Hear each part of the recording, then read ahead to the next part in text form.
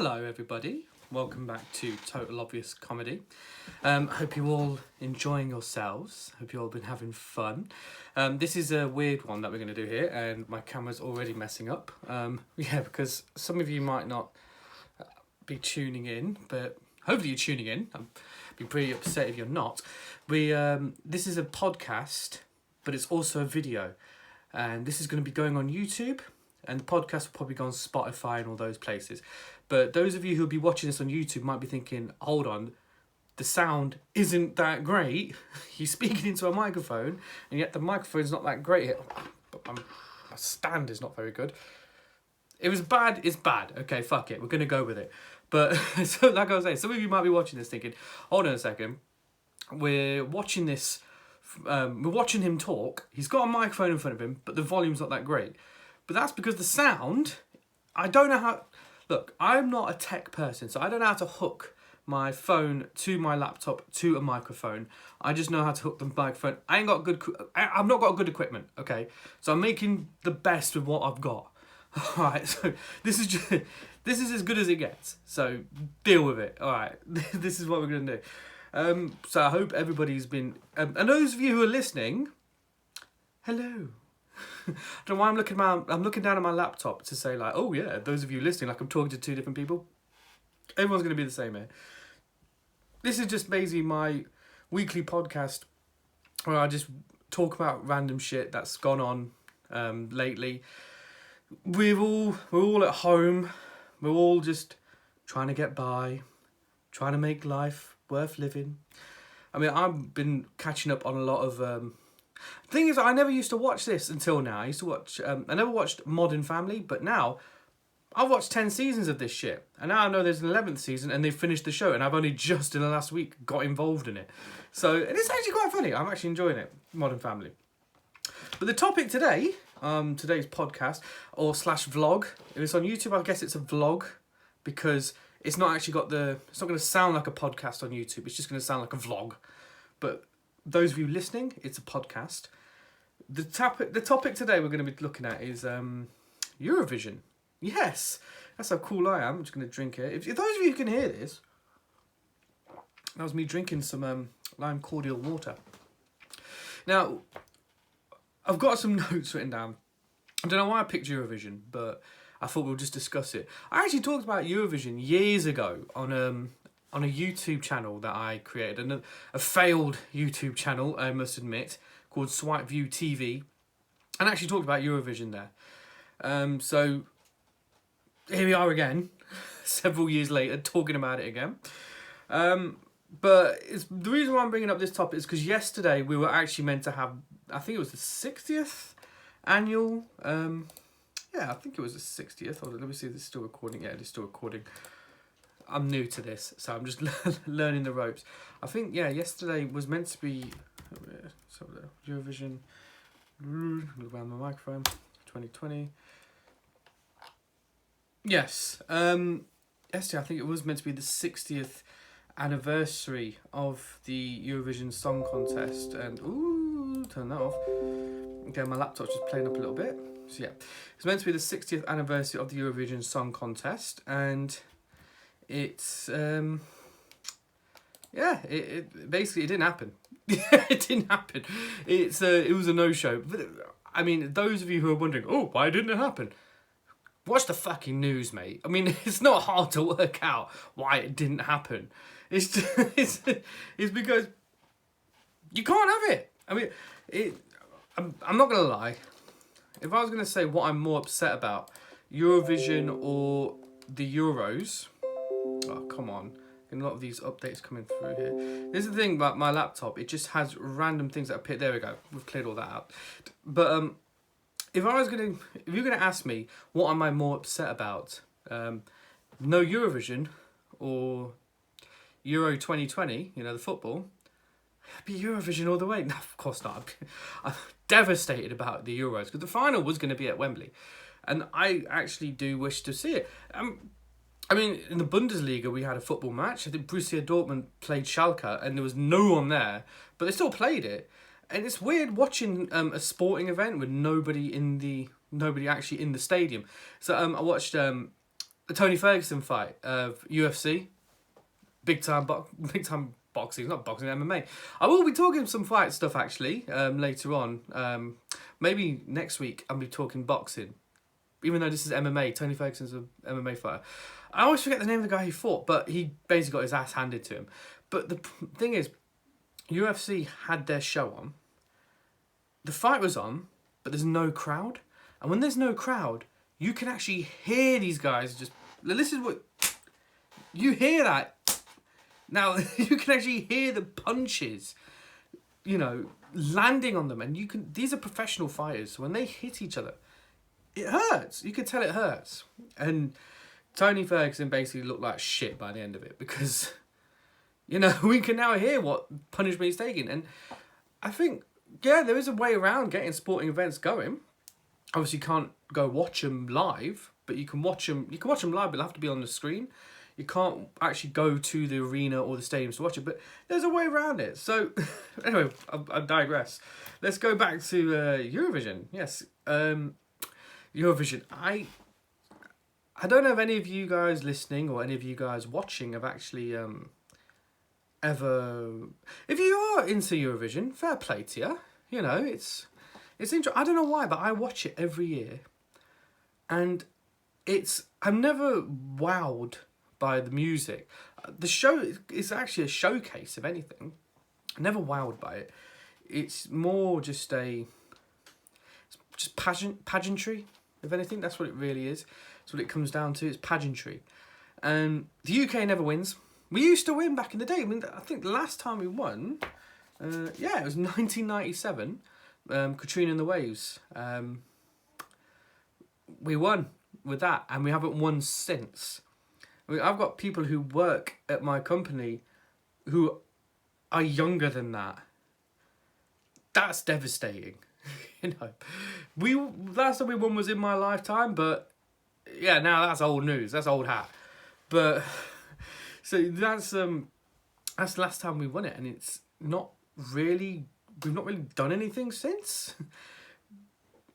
Song-wise within Eurovision, I mean, and it is criminal actually that the United Kingdom doesn't win every other year or every year, because if you look at the calibre of artists that have come out of the United Kingdom, we're one of the best countries at it. You know, you can name all of them: Queen, Beatles, Rolling Stones, you know, Ed Sheeran, Oasis, Coldplay, Blur. You know, so there's just a few handfuls of them. I can't even go as far as Corner Shop. But there's a few handfuls there. And look at Adele. You know, Adele's just lighting up the charts all the time. You know, it's just... There's so many great artists to come out of the United Kingdom. So for us not to win anything, it's a load of shit. But there's two reasons usually why people say the UK doesn't win. And I don't know why, but people think that there's a reason to know it. It's one of the reasons they say it's because it's politics. Politics is, they say the Eastern European countries all vote for each other, the Scandinavian countries all vote for each other, and poor little UK left on its own. Well, yeah, because we pissed off most of those countries in the past. But I think with the UK, it's just... Maybe that's part of the reason, you know, and the UK in the past has annoyed a lot of those countries. We've gone to war, we've pissed them off, we've done a lot of dumb shit. But also one of the reasons is because those countries take it bloody seriously. They really do. They take it seriously, this Eurovision Song Contest. So they would usually send their best acts to the competition. They'd come out with a song that's been around for a while, and they'd go for it. And the UK would send some dude that no one's heard of. Even in the UK, we've not heard of him. I mean, who was the guy that was performing for us? I'm not got my iPad in here. Who was the guy that was actually performing for us this year? Let's have a look.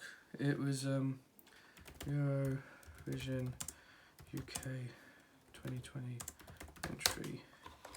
So it was James Newman, yeah. And I think his brother...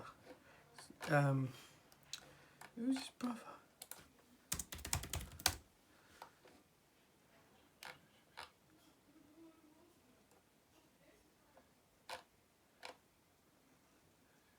Yeah, but yeah, I don't know. He's got John Newman. That's it. Yes, that's his. Yes, his brother is John Newman. I think he's from Rudimental, actually. Yeah. So the guy has a famous brother, and that's how he. I think he's written songs in the past, but he's not well known. He's not a known singer. So to throw him out there and say, "Hey, go on, mate, bring it back home for us." No one's gonna know who this guy is, you know. So when he runs off, he's singing. It's like no one in the UK even knows who this dude is. So I think, and then the UK says it's all political and everything. It probably is partly to do with that, but I think if you want to fight the political thing, if you want to show that Eurovision is a scam, send Ed Sheeran in there. Or Adele. Send them in with a song that's been popular in Europe, and if they don't win, then you know some shit's going down. I think that's the way to really tackle that. And because at the moment, currently we're sending in acts that aren't actually good. Well, no, some of the acts we've sent are very, very good, but they don't know. We don't know them. And if your country doesn't even know who you are, then how are you going to expect the rest of Europe to buy into you? That's one of the issues. And I mean, if I'm going to be honest with the music of Eurovision, I never listened to it and thought, I'm going to play that in the car. I mean, there's been a few good tracks in the past. Saying that, there was one actually years ago. Belgium, they had an artist called Tom Dice. He came out with a song, I think it was called Me and My Guitar. It's a very slow song. It's an acoustic number, and it is really good. I think that one's good.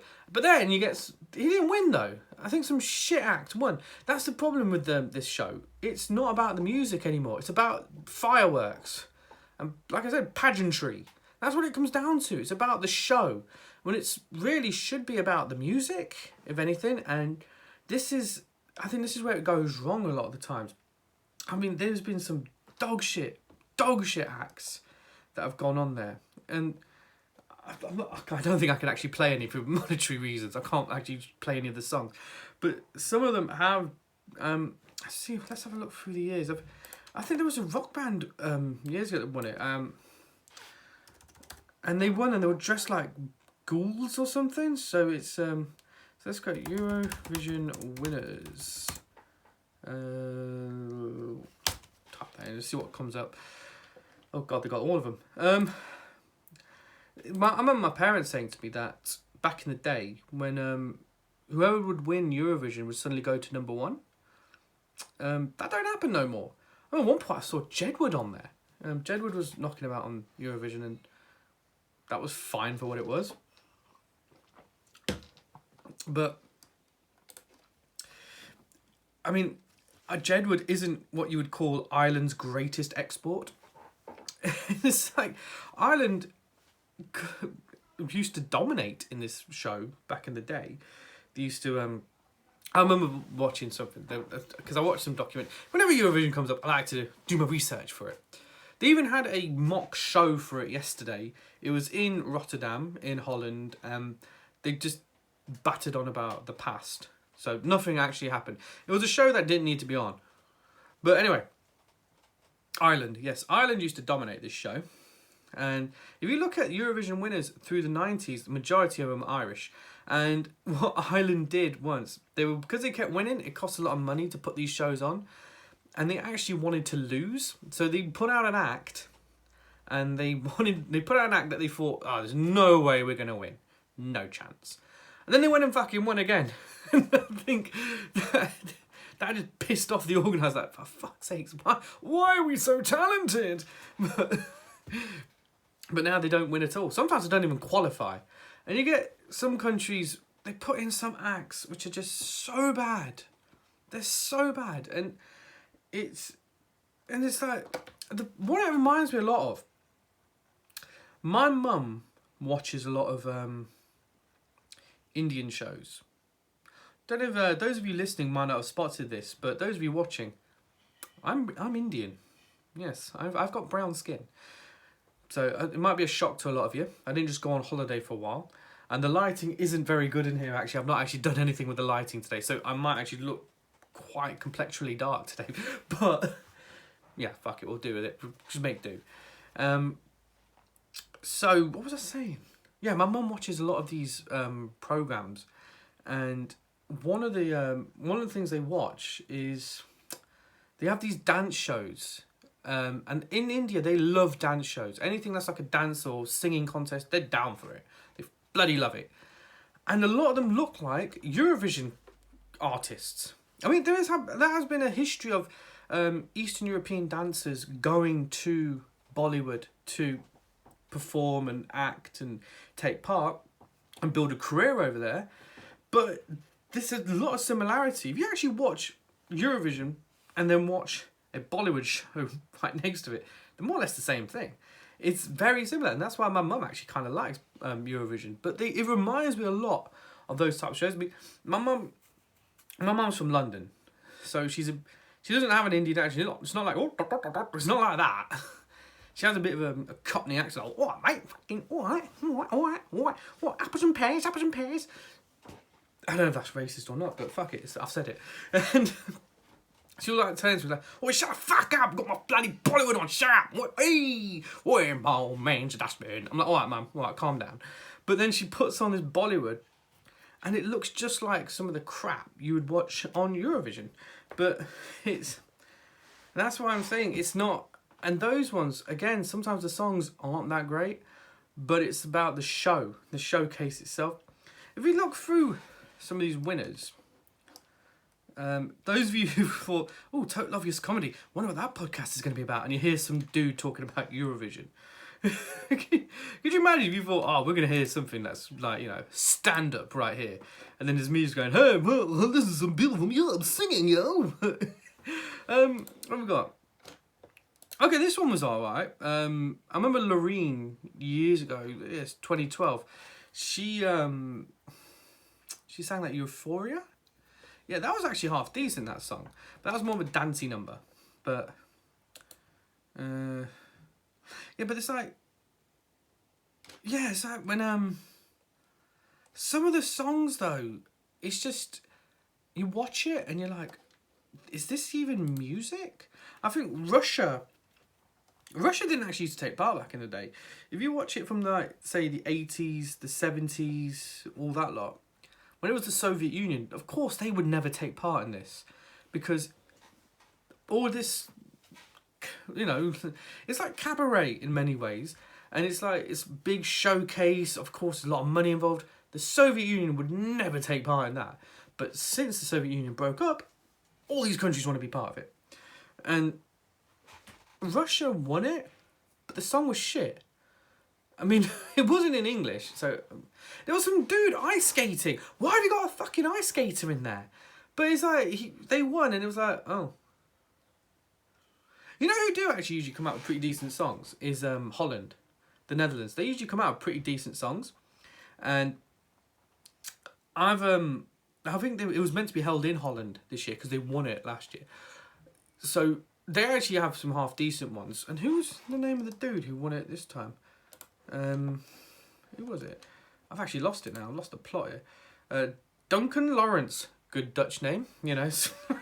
I don't know why it's a good Dutch name. I don't know. But some of these acts are just, I mean, it's like, if I think back to the past, some of the acts that we've gone over. I remember when Gina G was in it, like, ooh, just a little bit, ooh, a little bit more. That is, that. Now that's music right there. Okay, for some of them were, I think Celine Dion won it, didn't she? Yeah, Celine Dion. Oh, she won it in 1988. Shit, well done her. She's not European though, she's Canadian. So who the hell was she representing? Switzerland. Why the hell was she representing Switzerland? She's not even, that doesn't make sense. She's Canadian. Who? Doesn't make, I don't know. There's probably a logic behind it somewhere, I don't know. But yeah, if I look through some of these, now there's the legend himself. Engelbert Humperdinck. He had a go. He did really shit. I think he came last, actually. Yeah, he came last. But what can you do, eh? Ooh, just bear with me one moment, everyone. I just need to check something.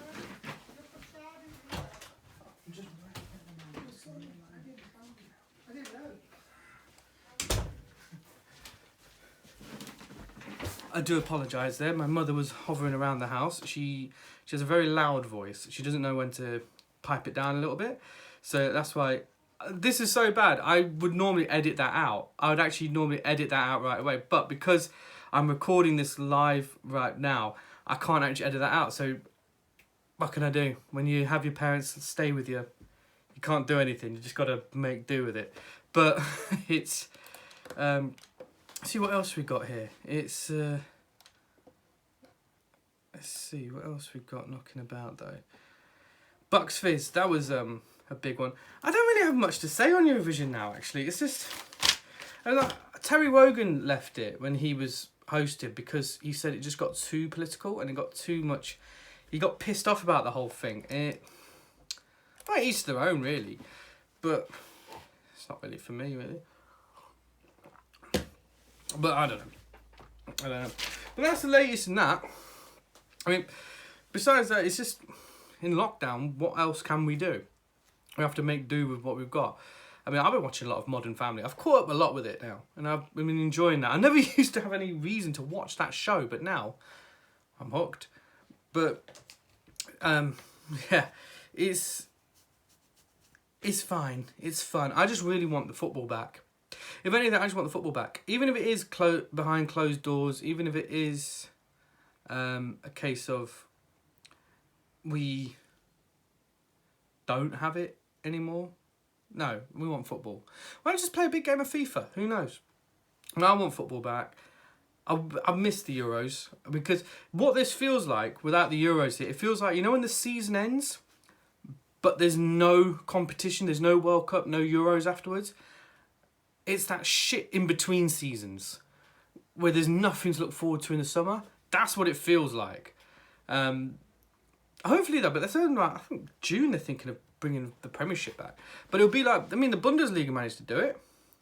So hopefully we can get something going with this. But yeah, anyway, I've rambled on long enough. I've had enough now. My mother has disturbed my podcast. Luckily, you know, I was actually afraid earlier that I wasn't going to be able to do this show because my rabbit, who I let roam free around the house, he chewed through the wire on my microphone and it wasn't actually working, but I managed to wrangle it and now it's working perfectly fine. But that little arsehole's not allowed in here. And those of you who've seen me on Instagram or Facebook or whatever, you'd see my rabbit. He doesn't seem to understand the word no. And sometimes he'd take a shit right in front of me, look at me and be like, pick up my shit. You know, what are you going to do, bruv? Pick up my shit, fam. Pick it up, bruv. And I've got to pick up his shit. I have to be a responsible owner. But yeah, so Anyway, I think we're done with this. That's enough of that. This has been fun. This has been a great little podcast. If you guys could listen more, like and subscribe on YouTube. I'm on Anchor and Spotify and other avenues. I will be probably getting this onto iTunes at some point as well. I just need to sort out some stuff for that, but I'll probably get that done as well too. So yeah, I'm in the future maybe get some guests. In the next few days, I'm probably going to be doing more sports discussions and talking about the heavyweight division. So if any of you guys want any questions in regards to boxing, if you guys got any questions, any topics you want me to discuss there, by all means, throw them at me. You can get us on Instagram. You can either follow me directly. My name's Tharun Chelley. Hello, how do you do? You can get me on Facebook, Instagram, and so on.